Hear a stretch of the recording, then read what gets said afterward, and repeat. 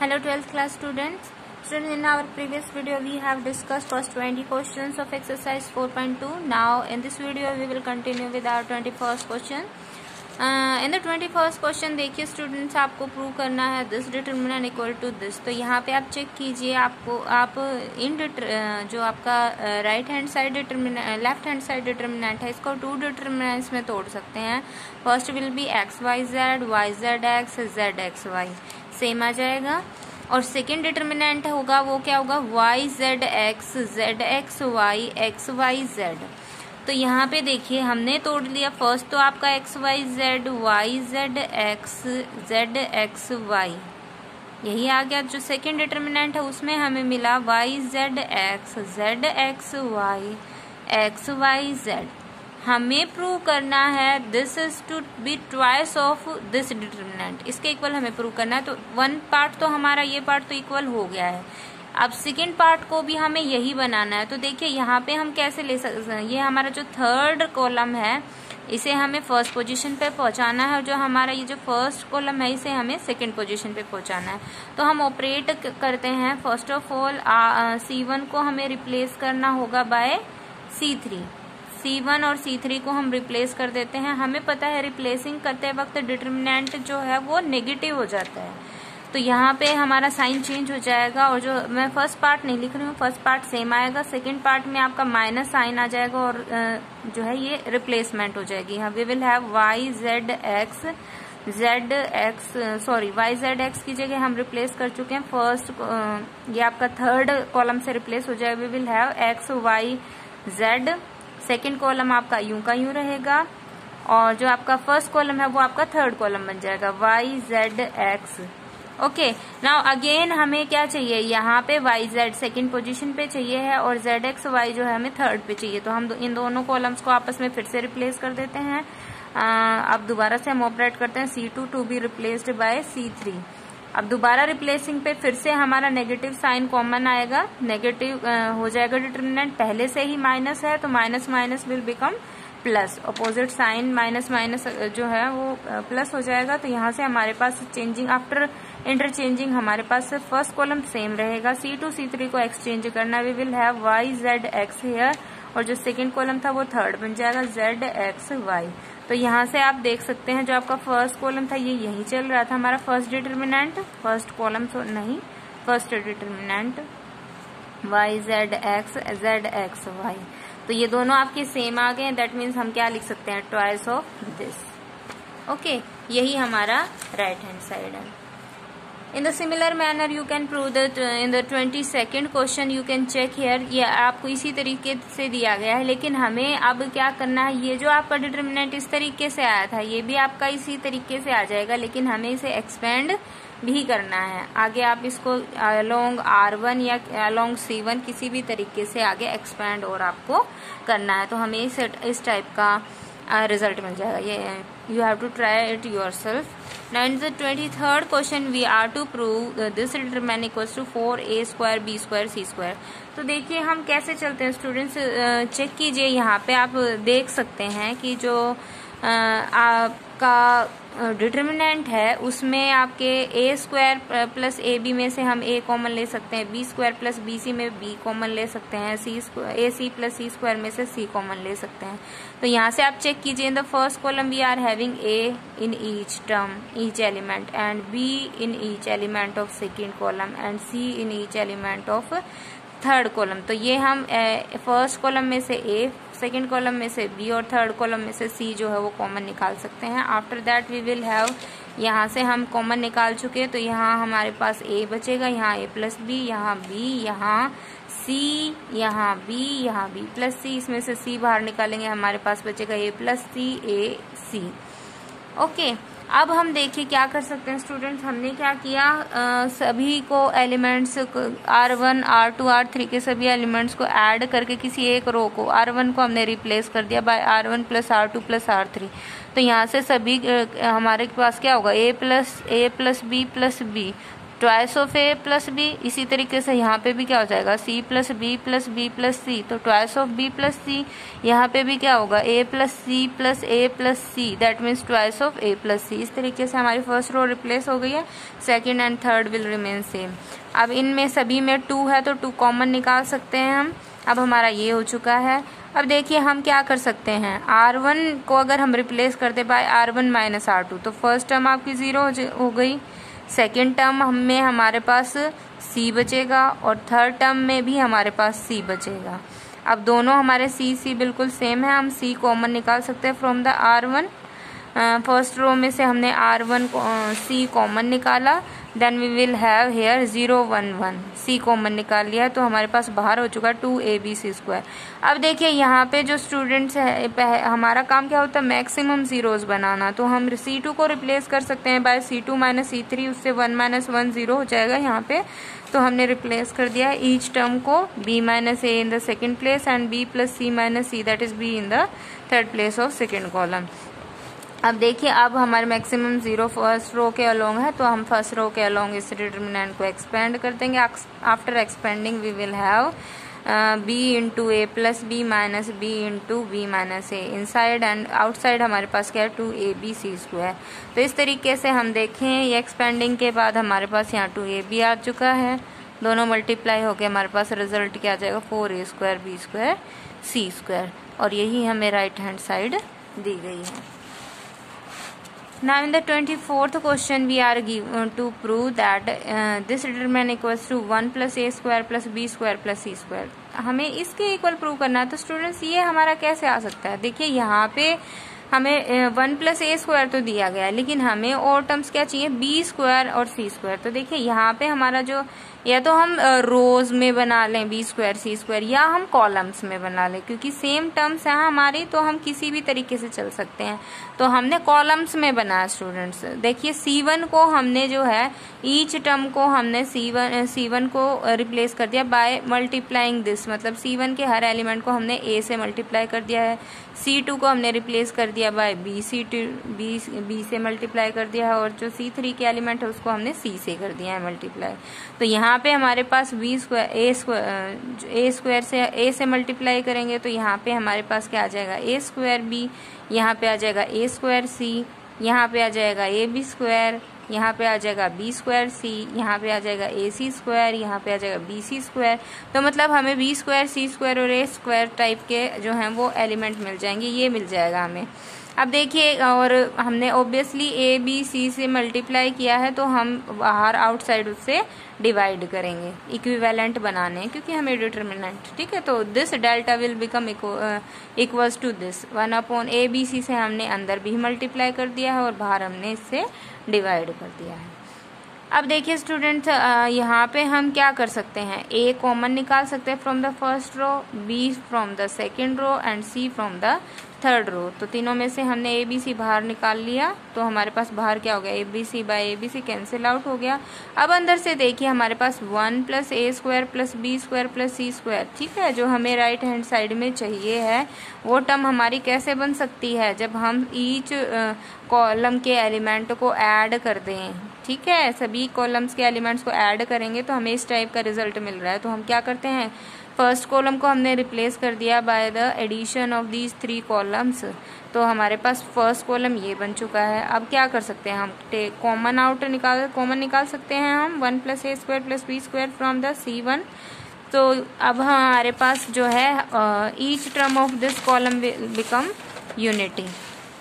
और फर्स्ट यहाँ तक आने के बाद फिर हमें पता है ये जनरल प्रोसेस क्या कहता है, हमें जो अदर एलिमेंट्स है वो क्या बनाने हैं, 0 बनाने हैं। तो या तो आप क्या करें, R2 replaced by R2 minus R1 and R3 replaced by R3 minus R1। After that हम उसको अलोंग C1 जो है वो मैक्सिमम 0 C1 के अकॉर्डिंग आएंगी, तो हम C1 के अलोंग इसे एक्सपेंड कर देंगे।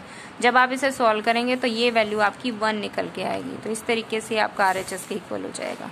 And the 25th question we are to prove this determinant equals to 0। तो यहाँ पे स्टूडेंट्स आप देखिए हमें क्या चाहिए है, यहाँ पे देखिए b² c², यहाँ पे bc, C square A square, यहाँ सी है, यहाँ ए स्क्वायर बी स्क्वायर, यहाँ पे ए बी। देखिए हमारे पास किसकी कमी है, यहाँ ए स्क्वायर की कमी है, यहाँ बी स्क्वायर की कमी है, यहाँ सी स्क्वायर की कमी है। तो हम फर्स्ट रो को ए स्क्वायर से मल्टीप्लाई कर देते हैं, सेकंड को बी स्क्वायर से, थर्ड को सी स्क्वायर से। ठीक है, तो बाहर हमारे पास आ जाएगा 1/a square B square C square, और अंदर हमने मल्टीप्लाई कर दिया। तो ईच टर्म आपकी इक्वल हो चुकी है। तो हम फ्रॉम द फर्स्ट कॉलम में से ए square B square C square common निकाल सकते हैं, और दोबारा से हमारा जो फर्स्ट कॉलम जो है इस तरीके से यूनिटी हमें मिल जाएगा। आफ्टर दैट जो है हम अदर टू टर्म्स को क्या बना लेंगे, 0, और एक्सपेंड कर देंगे। ठीक है, इस तरीके से बेटा आपको जो फर्स्ट 27 क्वेश्चन तक आपको क्वेश्चन सॉल्व करना है। Your homework is to solve sums from exercise sums from 21st to 27th of exercise 4.2 in your fair notebook. The remaining questions you have to try yourself. Thank you. Have a nice day. Hello 12th class students, welcome to our mathematics class. Students, in our previous video we have discussed first 27th sum of exercise 4.2. Now we will continue with the 28th question. In the 28th question you can see that we have to prove this determinant equal to 4a square b square c square. I am just giving you guys a hint student. देखिए यहाँ पे हमें first row में B square plus सी square है, और यहाँ पे हमें स्क्वायर टर्म्स बनाने, क्योंकि बाहर हमें स्क्वायर्स में चाहिए, तो हम यहाँ भी स्क्वायर्स बनाने की कोशिश करेंगे। तो अगर हम जो हमारा फर्स्ट रो है उसको हम ए से कर देते हैं, तो यहाँ पे भी हमारे पास ए स्क्वायर हो जाएगा, यहाँ पे भी ए स्क्वायर हो जाएगा। सेकेंड रो को अगर हम बी से कर दें तो यहाँ से बी स्क्वायर मिल जाएगा, यहाँ से बी स्क्वायर मिल जाएगा। थर्ड रो को भी अगर हम सी से कर दें तो यहाँ से सी स्क्वायर मिल जाएगा, यहाँ से सी स्क्वायर मिल जाएगा। ठीक है, तो इस तरीके से हमारे पास आफ्टर दैट मतलब हमें पहले डिटर्मिनेंट को ए बी सी से मल्टीप्लाई डिवाइड करना है, और उसके बाद हम क्या कर सकते हैं, फर्स्ट कॉलम में से हम, क्योंकि हम ए से मल्टीप्लाई कर चुके हैं यहाँ पे, तो यहाँ से हम ए जो है वो ईच टर्म में है, तो हम A from the first column, similarly B from the second column, और similarly C from the third column जो है फिर हम निकाल सकते हैं बाहर। आफ्टर दैट अगर आप देखेंगे तो आपका डिटर्मिनेंट इस तरीके से स्प्लिट अप हो जाएगा, B square plus C square, B square C square, A square plus C square, A square C square plus A square plus B square, B square A square plus B square. इस तरीके से split होने के बाद ये बहुत ही easy है। आगे सिंपल करना, इसको सिंप्लीफाई करना हम कैसे कर सकते हैं, देखिए स्टूडेंट्स, यहाँ से आप क्या कर सकते हैं, हम r1 को रिप्लेस कर सकते हैं बाय r1 माइनस r2। तो उस तरीके से हमारे पास r1 में क्या टर्म्स बचेंगी, सी स्क्वायर, यहाँ से भी सी स्क्वायर, और यहाँ से ए स्क्वायर। सिमिलरली हम जो आपकी सेकेंड रो है उसको भी हम रिप्लेस कर सकते हैं बाय r2 माइनस r3। तो इस तरीके से देखें तो यहाँ B square minus C square, यहाँ से बचेगा हमारे पास माइनस सी स्क्वायर, और यहाँ से बचेगा हमारे पास माइनस सी स्क्वायर। फिर हम क्या कर सकते हैं, जो हमारे पास टर्म्स आए हैं उसमें आप देख सकते हैं A square plus B square plus C square जो है वो हमारा आगे, मतलब इसको सॉल्व करना बहुत ही सिंपल है स्टूडेंट्स। आप दूसरा तरीका भी फॉलो कर सकते हैं, जैसे हम r1 को रिप्लेस कर दें r1 minus r1 plus r2, तो यहाँ से हमारी ये वाली टर्म 0 हो जाएगी, और यहाँ से आपके पास मिलेगा माइनस ए स्क्वायर, और यहाँ से आपके पास मिलेगा माइनस बी स्क्वायर। आगे फिर आप सीधा भी एक्सपेंड इसको कर सकते हैं, या फिर अगर हम ऐड करना चाहें तो हम r1 को रिप्लेस कर सकते हैं r1 प्लस r2 से। पहले हमने क्या किया, r1 को रिप्लेस किया r1 minus r2 plus r3, इस तरीके से। उसके बाद ये आ चुकी है आपकी फर्स्ट जो रो है। फिर हम सिंपली ये जो है r1 को रिप्लेस कर दे r1 minus r1 plus r2 से, तो क्या आ जाएगा आपके पास बी स्क्वायर, और सेकेंड टर्म आएगी पास 0, थर्ड टर्म आएगी 0। तो इजीली अब हम फर्स्ट रो के अलोंग इसे एक्सपेंड कर सकते हैं। ओनली हमारे पास केवल यहाँ पे बी स्क्वायर है, तो यहाँ हमारे पास मिलेगा, हमें डिटर्मिनेंट देखिए सॉल्व करने के बाद मिल जाएगा B square 0 0, B square A square B square, और C square plus A square and A square plus B square, ये आपके पास डिटर्मिनेंट आ जाएगा।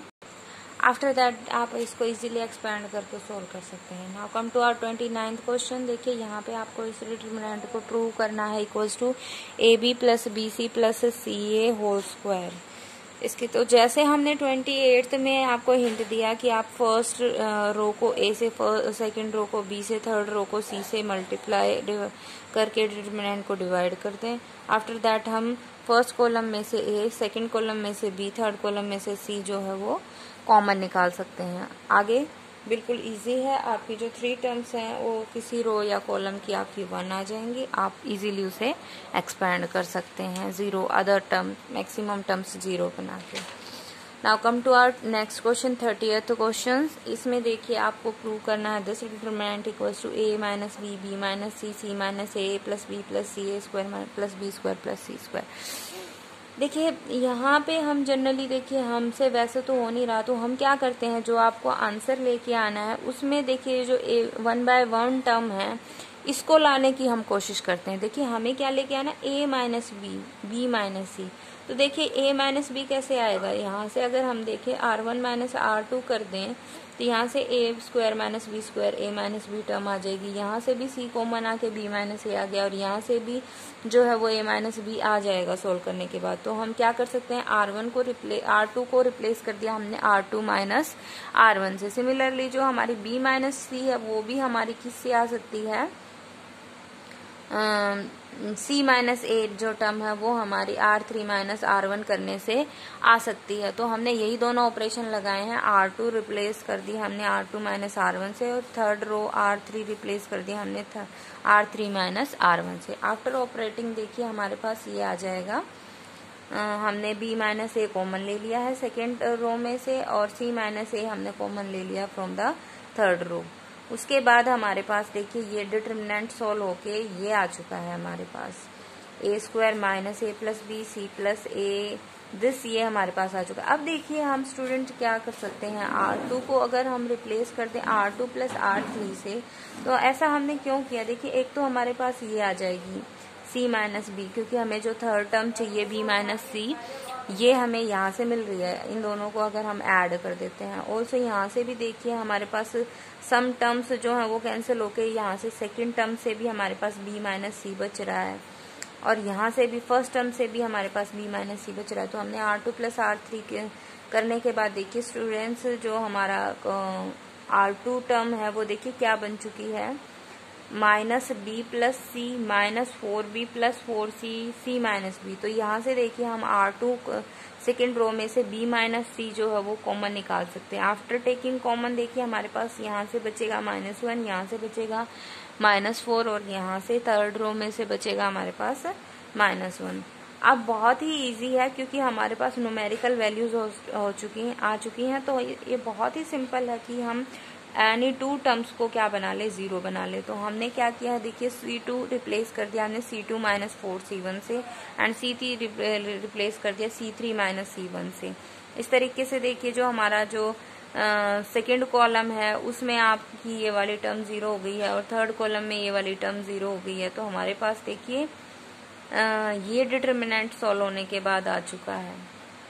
ठीक है, अब हमारे पास बहुत ही सिंपल है, हम क्या कर सकते हैं, एक्सपैंड कर सकते हैं अलोंग R2 में एक्सपैंड करते वक्त आपको ये ध्यान रखना है साइन कन्वेंशन आप लेते हैं, क्योंकि जो आपकी एक्सपेंशन होती है वो किस तरीके से होती है, -1 to the power i plus j into a i j into minor of this i jth element. तो स्टूडेंट्स देखिए यहाँ पे हमें ये साइन कन्वेंशन भी ध्यान रखना जरूरी होता है। तो हमने सीधे ही आपको तरीका बताया था, हम क्या लिख सकते हैं, plus minus plus minus plus minus और प्लस माइनस प्लस, ये ले सकते हैं। तो हमें R2 के अलोंग एक्सपेंड करना है, तो ये साइन कन्वेंशन हमारी चलेगी माइनस प्लस माइनस। तो ये वाली जो फर्स्ट टर्म है यही आपकी नॉन जीरो है, अदर तो जीरोज हैं तो वो देखने की जरूरत नहीं। तो यहाँ पे हमें -1 से पहले माइनस लेना पड़ेगा। आफ्टर दैट हम क्या निकालेंगे, माइनर ऑफ द रिमेनिंग, हम दिस रो दिस कॉलम को एक्सक्लूड कर देंगे, ये वाली टर्म्स हमारे पास डिटर्मिनेंट में बचेगी। हम सिंपली इसको एक्सपेंड कर देंगे आफ्टर सॉल्विंग। देखिए हमारे पास ये टर्म आ जाएगी। यहाँ पे भी देखिए minus A square minus B square minus C square, और माइनस पहले से कॉमन था तो ये माइनस माइनस अंदर से मल्टीप्लाई होके ये सारा प्लस हो जाएगा। यही हमारी क्या है, राइट हैंड साइड है। तो स्टूडेंट्स इस तरीके से हमें चेक करना है कि किस तरीके से जो हमें राइट हैंड साइड जिसके डिटरमिनेंट हमें इक्वल लेके आना, वो हम किस तरीके से लेके आ सकते हैं। कोई ना कोई एलिमेंट्री रो या कॉलम ऑपरेशन लगाते हैं और सिंपली जो है वो हम अपने राइट हैंड साइड की तरफ प्रोसीड करते हैं। देखो अब नेक्स्ट सम में हमें प्रूव करना है this determinant equals to this. तो ये भी बहुत ही सिंपल है स्टूडेंट्स। देखिए यहाँ पे पहली बात तो हम क्या कर सकते हैं, देखिए ये जो हमारी टू टर्म्स हैं ये बिल्कुल एक जैसी है, और हम इसे दो डिटरमिनेंट में तोड़ लें। First determinant having these terms and second determinant having these three columns. हमने डिटरमिनेंट को ऐसे खोल लिया। अब बहुत ही सिंपल है, हम इसमें इन दोनों को जीरो बना सकते हैं। थर्ड कॉलम के जो दो एलिमेंट है इन्हें जीरो बना के सिंपली एक्सपेंड कर दें। ऐसे ही जो हमारा ये है, देखिए इसमें हम फर्स्ट रो में से x, सेकंड में से y, थर्ड में से z जो है वो कॉमन निकाल सकते हैं। आफ्टर दैट यहाँ पे देखिए 1 1 1 मिल जाएगा, और फिर हम यही तरीका फॉलो कर सकते हैं। बिल्कुल सेम हो जाएंगे फिर आपकी ये दोनों डिटरमिनेंट जो हैं वो दोनों सेम हो जाएंगे। जैसे हम इसको एक्सपेंड कर रहे हैं वैसे इसको भी एक्सपेंड कर सकते हैं। लास्ट में एट लास्ट आफ्टर एक्सपेंडिंग हमें राइट हैंड साइड में चाहिए। नाउ इन द 30 देखिए नेक्स्ट क्वेश्चन 32। इसमें देखिए हमें सिंपल न्यूमेरिकल वैल्यूज दी गई हैं in the C1 column, first column में। तो ये तो बहुत ही सिंपल है, इसमें तो हम जीरो वैसे ही बना सकते हैं। देखिए क्या करें, R2 को रिप्लेस कर दें R2 माइनस 2R1 से, ये जीरो हो जाएगा। इसी तरीके से R3 को रिप्लेस कर दें R3 माइनस 3R1, तो ये भी आपकी जीरो हो जाएगी। ये दोनों जीरो होने के बाद हम अलोंग C1 इजीली एक्सपेंड कर सकते हैं, बिल्कुल सिंपल हो जाएगा। ठीक है। Now your last question is 33rd question. देखिए इसमें आपको प्रूव करना है this determinant equal to 1 minus x square into this. तो आपको देखिए स्टूडेंट्स कॉमन क्या लेके आना है, 1 माइनस एक्स स्क्वायर। तो हमें यही कोशिश करनी है कि 1 माइनस एक्स स्क्वायर कैसे आए, क्या ऑपरेशन लगाएं। देखिए यहाँ से हमें a प्लस बी एक्स और यहाँ से ए एक्स प्लस बी है, तो अगर हम इस टर्म को x से मल्टीप्लाई करें तो देखिए ये बी एक्स हमारा कैंसिल हो सकता है, और यहाँ से ए एक्स स्क्वायर हो जाएगा। इन दोनों में से a कॉमन आ सकता है, तो 1 माइनस एक्स स्क्वायर यहाँ से आ जाएगा। और इसी तरीके से देखिए dx कैंसिल हो जाएगा जब हम R2 को x से मल्टीप्लाई करके सब्ट्रैक्ट करें फ्रॉम R1, ये बात कर रहे हैं हम। तो यहाँ से भी c माइनस सी एक्स स्क्वायर बचेगा, वो c कॉमन आ जाएगा, 1 minus c into 1 minus x square बनेगा। यहाँ से भी देखिए क्यू एक्स कैंसिल हो जाएगा, और यहाँ बचेगा p minus P x square. उन दोनों में से p कॉमन आके हमारे पास टर्म बनेगी p into 1 minus x square. तीनों टर्म्स जो हैं वो हमारी R1 की क्या बन चुकी हैं, उनमें 1 माइनस एक्स स्क्वायर है, और वो टर्म हम कॉमन निकाल सकते हैं। आफ्टर दैट ये बहुत ही सिंपल है, हम इजीली इसे सॉल्व कर सकते हैं। तो student I hope you understand and you should try yourself the preceding part of these questions. So student, today's homework is you have to solve the sums 28 to 33 of exercise 4.2 in your fair notebook. Thank you. Have a nice day. Hello 12th class students, welcome to our mathematics class. Students, in our previous video we have discussed first 33 sums of exercise 4.2. Now I will continue with our 34th questions. Students, you can see here we have to prove this determinant equals to 3 into a plus b plus c into ab plus bc plus ca. तो students हम generally क्या करते हैं, जो हमें required होता है उसमें से देखते हैं कोई टर्म हम किस तरीके से गेट कर सकते हैं। तो यहाँ पे देखिए a प्लस बी प्लस सी हमें मिलना है, और देखिए यहाँ से आप कैसे निकाल सकते हैं।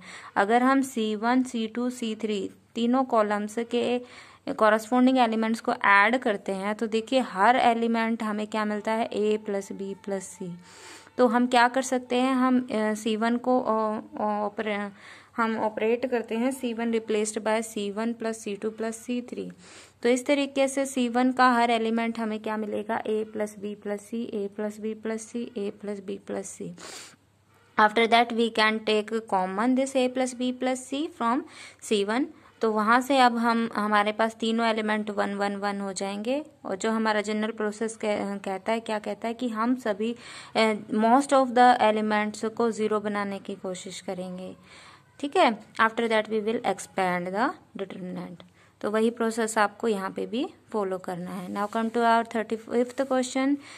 देखिए आपको ये गिवन डिटरमिनेंट जो है इसकी वैल्यू आपको 0 गिवन है, ये आपको इक्वेशन गिवन है, आपको सॉल्व करना है इसे x के लिए।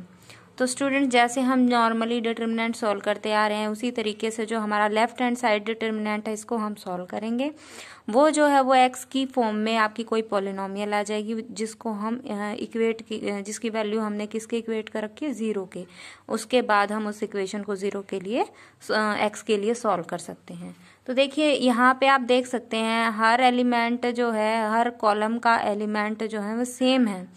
तो अगर हम इस तरीके से अगर तीनों एलिमेंट्स को ऐड कर देते हैं तो सेम एलिमेंट जो है वो हमें मिलेगा। अगर तीनों को ऐड करें, यहाँ पे भी 3 3 3x माइनस 8 है, यहाँ पे भी 3 3 3x माइनस 8 है, यहाँ पे भी 3 3 3x माइनस 8 है। तो ऑब्वियसली जब हम तीनों के एलिमेंट्स को ऐड करेंगे तो सेम एलिमेंट ही आएंगे। तो हम फर्स्ट ऑफ ऑल यही ऑपरेट करते हैं, R1 replaced by R1 plus R2 plus R3। इस तरीके से जो R1 के सभी एलिमेंट है वो क्या आ जाएंगे, 3x minus 8 plus 3 plus 3, that means 3x minus 8 plus 6। तो ईच एलिमेंट आपका क्या बन जाएगा, 3x माइनस 2। बाकी दोनों आपकी रोज सेम रहेंगी। अब हम क्या कर सकते हैं, 3x माइनस 2 कॉमन निकाल सकते हैं from the first row. After that ये आपके तीनों एलिमेंट 1 1 1 रह जाएंगे। अब देखिए क्या कहता है जनरल प्रोसेस कि हम दो एलिमेंटों को इनको 0 बना लेते हैं। दैट मीन्स हम क्या करते हैं, C2 replaced by C2 minus C1 and C3 replaced by C3 minus C1। In this way we get here 0 0 and other elements are these. Now we can expand this. Maximum number of zeros are in the first row, so we will expand this determinant along R1. Expanding along R1 we will get here the determinant of 3x minus 11 0 0 3x minus 11. After solving we will get here 3x minus 11 whole square। और आपके पास आपने 3x minus 2 पहले से ही common निकाल रखा था। तो ये अब आपकी जो गिवन इक्वेशन है वो ये बन चुकी है। अब हम इसे इजीली x के लिए सॉल्व कर सकते हैं। देखिए यहाँ पे 3x माइनस 11 होल स्क्वायर है, that means 3x minus 11 is multiplied 2 times. तो यहाँ से अगर तीनों की मल्टीप्लीकेशन 0 है, दैट मीन्स आइदर दिस 0 और दिस 0 और दिस 0। तो तीनों के लिए जब हम सॉल्व करते हैं तो यहाँ से x की वैल्यू आपकी क्या आएगी, 2/3, यहाँ से आएगी 11/3 और यहाँ से भी क्या आएगी 11/3। सो स्टूडेंट्स इस तरीके से आप जो अदर पार्ट्स हैं इसके क्वेश्चन के, यहाँ पे भी आपको इसी तरीके से इक्वेशंस दे रखी हैं, वो भी आप इसी तरीके से फाइंड आउट कर सकते हैं। You have to try this parts yourself. Now come to our 36th question. The last question of our exercise is if A plus B and C are real. पहले ही बोल रखा है ये जो आपको A B C elements values जो हैं इनकी क्या है, रियल है। आपको दे रखा है del equals to B plus C plus है, ये आपको डिटरमिनेंट गिवन है और इसकी वैल्यू आपको 0 भी दे रखी है। तो आपको शो करना है कि इस इक्वेशन के जो सॉल्यूशन आएंगे उसके लिए हमारा क्या आएगा, A plus B plus C is equal to 0 और A equals to B equals to C। मतलब इसको इक्वेशन को सोल्व करने के बाद ये दो चीजें ही हमारी आएंगी, ये चीज हमें प्रूव करनी है। तो वही तरीका है जैसे हमने लास्ट क्वेश्चन में डिस्कस किया। स्टूडेंट्स हम जनरली क्या करते हैं, किसी रो या कॉलम के सभी एलिमेंट्स को सेम बनाने की कोशिश करते हैं। तो यहाँ से देखिए हर एक R1 R2 R3 के सभी एलिमेंट्स को कोरस्पॉन्डिंग एलिमेंट्स को इस तरीके से हम R1 R2 R3 के एलिमेंट्स को ऐड कर देंगे तो will gate A plus twice of A plus B plus C twice of A plus B plus C। R1 को रिप्लेस कर दिया बाय R1 R2 R3। अब सेम आ गए हैं तीनों एलिमेंट्स आपके R1 के, हम कॉमन निकाल लेते हैं twice of A plus B plus C। After that we will have here 1 1 1 उसके बाद हमारा मेथड क्या कहता है, हम इन्हीं अदर टू एलिमेंट्स को 0 बना लेते हैं। C2 will replaced by C2 minus C1, C3 will replaced by C3 minus C1। In this way will get this determinant here, और जो हमारा twice of A plus B plus C वो common चल रहा है। अब क्या कर सकते हैं हम डिटर्मिनेंट को, जो आपकी मैक्सिमम 0 किसमें R1 में, R1 के अलोंग हम डिटर्मिनेंट को एक्सपेंड कर देंगे। तो यहाँ से हमारे पास ये आ जाएगा 1 इंटू डिटर्मिनेंट ऑफ दिस। यहाँ से इस डिटर्मिनेंट को जब हम सॉल्व करेंगे तो will get B minus c into c minus b minus C minus A into B minus A। ये आपका क्या आ चुका है 0। अब इसके लिए जब हम सॉल्व करेंगे, ये सॉल्व करेंगे तो ये आ गया हमारे पास minus of A square plus B square plus C square minus AB minus BC minus AC equals to 0। ये हमारे पास आ चुका है स्टूडेंट्स। तो यहाँ से देखिए इसे हम क्या कर सकते हैं, क्योंकि देखिए बाहर वाला तो जो है वो हमारी जो कंडीशन प्रूव करनी है उसके लिए ट्रू हो रहा है, लेकिन जो हमारे पास ये अदर कंडीशन है ये हमें प्रूव लेके आनी है। तो ये हमारा कब पॉसिबल है student, A equals to B कब हो सकता है, जब हमारे पास A minus B equals to 0 आ रहा हो। B इक्वल्स टू C कब पॉसिबल है, जब हमारे पास B minus C equals to 0 आ रहा हो। इसी तरीके से A इक्वल्स टू C कब पॉसिबल, जब A minus C equals to 0 आ रहा हो। तो हम ये लाने की कोशिश करेंगे A minus B, B minus C, C minus A। तो यहाँ से ये जो आपको गिवन ये आ चुका है हमारी इस टर्म को हम बेसिकली क्या बनाने की कोशिश करेंगे, A minus B, B minus C, C minus A की फॉर्म में चेंज करने की कोशिश करेंगे। तो क्या कर सकते हैं, देखिए स्टूडेंट्स, ये हमारे पास जो ट्वाइस बाहर है इसको हम अंदर मल्टीप्लाई कर देते हैं with each element. In this way we are having twice of A square, twice of B square, twice of C square minus 2AB minus 2BC minus 2AC। तो यहाँ पे देखिए हम A square B square minus 2AB ले लेंगे, फिर एक A square B square बच गया हमारे पास, और 2 C स्क्वायर बचे हुए हैं। अब एक B स्क्वायर और एक C स्क्वायर उठा लिया और माइनस 2BC ले लिया। अभी भी हमारे पास एक C स्क्वायर बचा हुआ है, एक A स्क्वायर बचा है, वो 2AC के साथ ले लिया। तो यहाँ से देखिए ये आपका फॉर्मूला हो गया A minus B whole square, ये आपका हो गया B minus C whole square, ये आपका हो गया C minus A whole square. ठीक है, तो हमने जो आपको ये आ चुका था ये हमने A minus B, B minus C, C minus A की फॉर्म में तोड़ दिया। अब देखिए ये इन दोनों की मल्टीप्लीकेशन आपके 0 के इक्वल है, वो कब पॉसिबल है, आइदर दिस इज 0 और दिस इक्वल्स टू 0। तो जब हमारा ये 0 है तो उससे तो सॉल्यूशन आपका क्या आ गया, A plus B plus C equals to 0। दूसरी कंडीशन में जब ये 0 है, अब 3 एलिमेंट्स का सम आपका 0 कब आएगा, तीनों ही आपके कह रखा है A B C रियल है, तो रियल के लिए 3 रियल्स का सम 0 पॉसिबल क्या कब है, जब तीनों ही की वैल्यू क्या आ जाए 0।